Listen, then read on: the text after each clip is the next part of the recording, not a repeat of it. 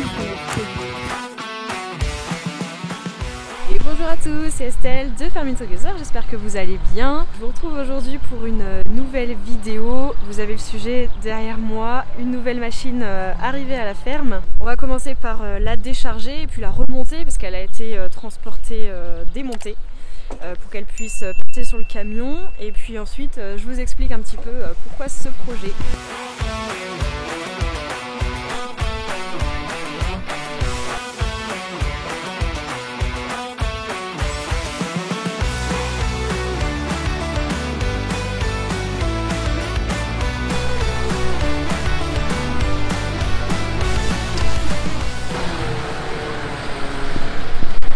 Alors là, l'idée c'est de la lever et qu'ensuite le camion avance, parce qu'avec le chariot élévateur ça va être un peu risqué de bouger avec. C'est serein Guigui ou pas?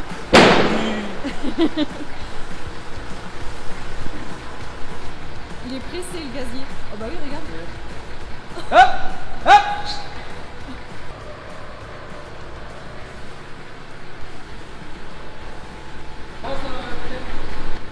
Ah oui, là ça passe là. C'est bon.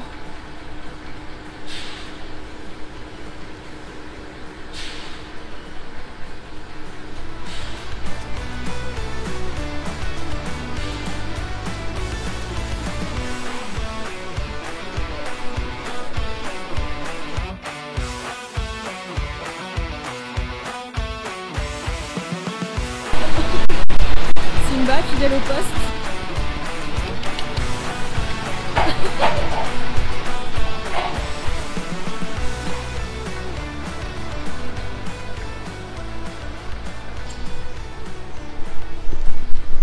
Au final, on galère plus avec la coupe qu'avec la machine. En attendant qu'ils s'en sortent, on va lancer les paris. Je vous laisse deviner en quelle année a été fabriquée cette machine. En tout cas, elle est en bon état. Bon, ok, un petit indice. Elle est presque aussi âgée que moi. J'attends vos commentaires avec l'année de fabrication de la machine.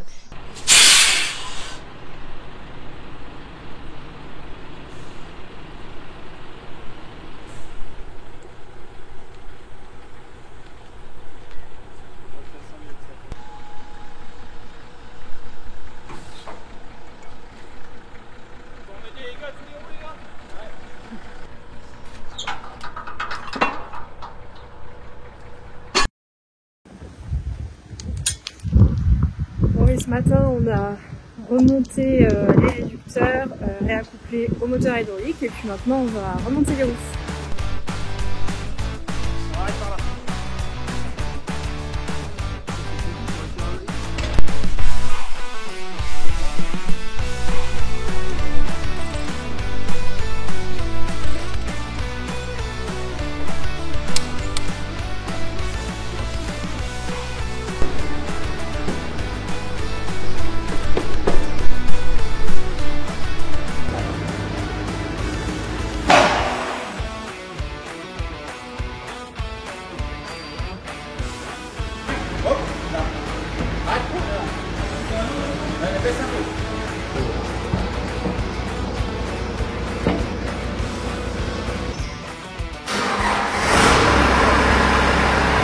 Quart de tour.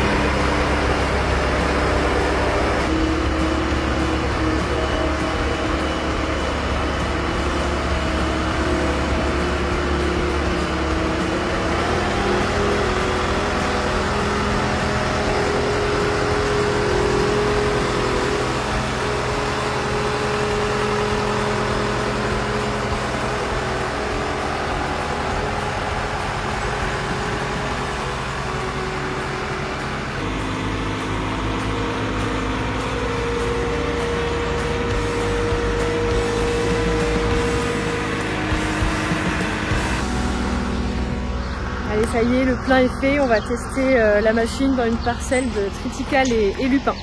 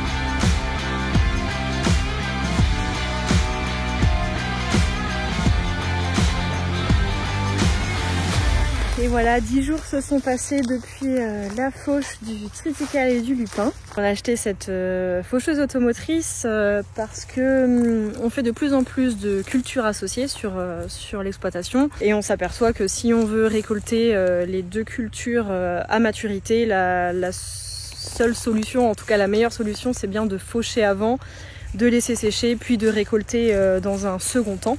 On ne peut pas se permettre d'attendre que le lupin arrive à maturité puisque le triticale lui risque de s'égrener.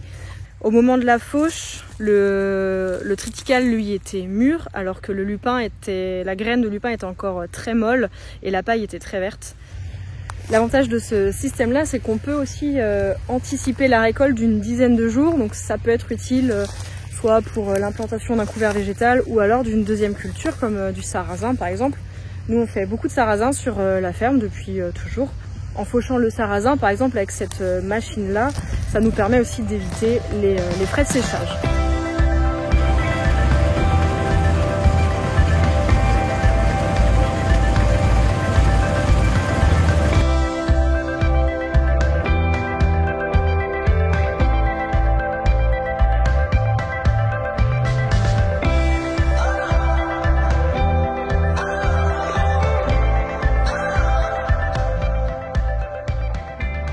Fauchant à l'avance, ça permet aussi de laisser le temps aux mauvaises herbes de sécher avant le jour de la récolte. Et c'est vrai que ça évite de faire monter le taux d'humidité dans la batteuse. Je vais essayer de vous en montrer. On en a ici pas mal, là où celle-ci par exemple. Alors je ne sais plus son nom, mais si vous la reconnaissez, vous pouvez le mettre en commentaire.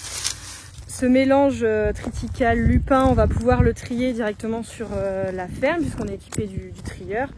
Si vous n'avez pas vu d'ailleurs la vidéo avec l'installation, je vous mets le lien juste par ici. Après, certaines coop achètent aussi les mélanges. Voilà. Nous, on le valorise en le triant directement sur place.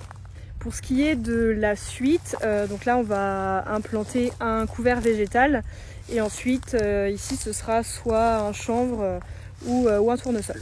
Vous avez vu qu'on récolte avec une coupe classique, donc c'est un test pour cette année, ça fonctionne plutôt bien, la camelote monte sans problème. Le seul inconvénient c'est que avec la barre de coupe forcément on recoupe un centimètre ou deux des chaumes et forcément ça remonte aussi dans la batteuse. Mais pour cette année ça ira comme ça et l'année prochaine on achètera certainement un nouveau pick-up.